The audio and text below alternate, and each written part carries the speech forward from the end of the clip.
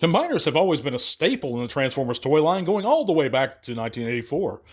But why do we need new combiners right now? We just got Menasor. We're going to talk about that and the latest news right now on Transformers Talk Raw.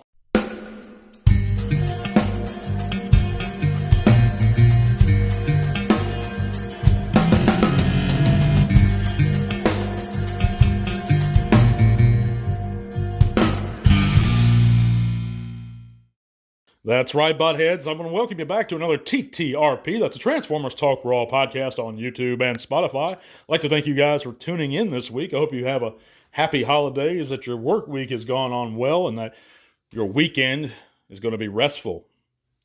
Well, we're going to talk about why we need new combiners. Now, I've touched on this subject in the past, guys. We did just get the Legacy Menasor, who is a fantastic figure. I love everything about him. I know some folks have some gripes with him. Someone's always got some kind of gripes with some figures. I'm one of them. But I love the Legacy Menasor. But there's several combiners that they haven't done in decades, or many, many years, that I think Hasbro could pay more attention to. And Legacy is a perfect excuse to do it, because they cover all eras of Transformers toy franchises, or all eras of the Transformers in general. Magnaboss is immediately one of the Beast Wars that comes to mind. Those three animals that form this large Beast Man robot thing were just awesome back in the day. I'd love to see a new version of him, especially given the fact we're getting Magmatron. Seems like it's almost a shoe-in. But also another one that comes to mind that I really loved the original toy of was the RID Rail Racer, those Autobot train bots. Those were fantastic figures. I think they still hold up today, but it would be refreshing and great to see new ones. I'd love to hear your guys' thoughts in the comments, so let me know down below. Give this segment a thumbs up if you enjoy the content, guys. We're also going to be announcing our giveaway winner at the end of this segment, so be sure you listen till that time. And if you haven't heard, you can click all those links too in the description below. Do me a favor and check those links out, guys. They'll take you to all kinds of cool stuff. And we could actually get another Predaking too. I think they really could, a G1 Predaking, because a lot of people, and I mean a lot, have gripes about the Powers of the Prime one. I didn't have many gripes about it. I thought it was a great figure, but a lot of folks say he's out of scale. So they could, bring him down a bit, make him more in scale with the rest of the combiners. I don't think he was too much out of scale. Isn't Predaking supposed to be larger than the others? But let me know what you think below on him. Of course, we haven't gotten a Monstructor, the G1 Pretender Monster Bot guys, the Decepticon team, ever, since G1, that is. I think it was like 88, 89 he came out. I want to say 89. We believe, and I believe it's been leaked, that we are getting one out of the core class Volcanicus mold. What disappoints me about that prospect is that they won't actually be Pretenders. I've had that gripe about figures recently in the past here, so I don't imagine my feelings about him will change, and a lot of people have their problems with the Volcanicus mold. I think it looks fine if they retool it in the Monstructor. I think it would be great. I would like to see some way for like Slog and Bristleback and all those guys to have representations of their outer Pretender shells somehow. I don't know how they do that using those molds, but still. But Superion's also a natural shoe-in. Since we've already gotten the Menasor, it only makes sense that we get Superion to match up with his Nemesis. I don't know why they do that. I guess, they're filling up the Commander class slot for this year with Optimus. They did it for last year with Magnus. It's just wasting time when they could be giving us a Commander class Silverbolt, in my opinion, to match that Motormaster. I think it only makes sense. And I can even think in my mind how they could do it, and I've spoken about it in the past. But another one is Piranacon, and this one burns me up because Piranacon recently was only released. It wasn't too recent, it was a few years back, as a Gen Selects set of figures. And of course, that's going to run you astronomical prices now. If you just want one of those guys, it's like $100 around that, sometimes more, sometimes a little less, per limb. Nobody's going to pay that. I'm certainly not.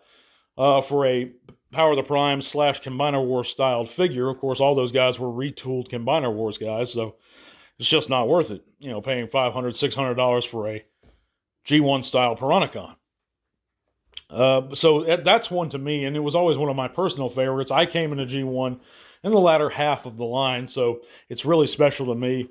I owned Snaptrap as a kid. I would really love to see updated versions of the Siacons of Piranacon. But yeah, that's pretty much it for what we're talking about here today, guys. But let me know in the comments what you think. What combiners would you like to see returned? And do you think that there's a need for some of these guys in general? We're going to be right back with the news, guys. And moving on to this week's news, we have the Bumblebee movie Voyager Shockwave images that are in hand. And he looks pretty good for what he is. If you're into that Bumblebee stylized look, yeah, I'm sure you're real excited for this guy. I've actually heard a lot of people are excited for this guy. Here we see him in both modes. He turns into this Cybertronian H-Tank thing. But one thing I thought was interesting, it's courtesy of a member of TFW that we have these images, and of course, no packaging is shown with these images, and TFW has been known to support the thieves in the past. That is, who, if you don't know who I'm talking about already, the thieves who operate on YouTube. They buy stolen merchandise to review it. And of course, there's a few of them, but everybody knows the biggest one, and we're still after him. That link is also in the description below. But moving on, we also have a new Transformers 2024 calendar and puzzle that's been found at Dollar Tree here in the U.S., and this looks pretty neat. I mean, for $1, you can't go wrong. You get a G1 style updated calendar. And of course, it's got, and this artwork kind of looks almost Dreamwave-esque to me. But so I don't know who the particular artist is, but it strikes me a very Pat Lee style. But yeah, that's pretty neat. But we also have images of the 40th anniversary G1 Blaster Retro Walmart reissue that's in hand. And these images did have the packaging, thank goodness. But it has a tune-accurate, updated paint scheme. And here we see it side by side with a further back reissue Takara did, which has a more, toy deco. So it looks pretty good. And if you're excited about that, it's going to be coming real soon, guys. Okay, well, we're going to be announcing our giveaway winner of our G1, our Legacy Evolution G1 bombshell. And for everybody who participated, guys, if you didn't win, don't lose hope. There's a new giveaway each month, so you have plenty of opportunities to win, even if you didn't this time. I've had multiple winners in the past. We've done the giveaways since I've come back to YouTube, so don't worry. I mean, usually you have like a 1 in 20 shot, so don't be discouraged if you didn't win, and I hope you have everything you like under your tree on Monday. But our winner of this month's giveaway is going to be Gregory1181. Thank you so much, man, and congratulations. I'll be contacting you shortly, and you can get back to me via email. But God bless you guys. I appreciate all you listening this week. It's going to be a shorter one, guys. I'm a little beat, but we're going to be right back next week. Again, thanks for listening. All the best. Tell all are one. This podcast is made possible thanks to the support of great people like you. Thank you.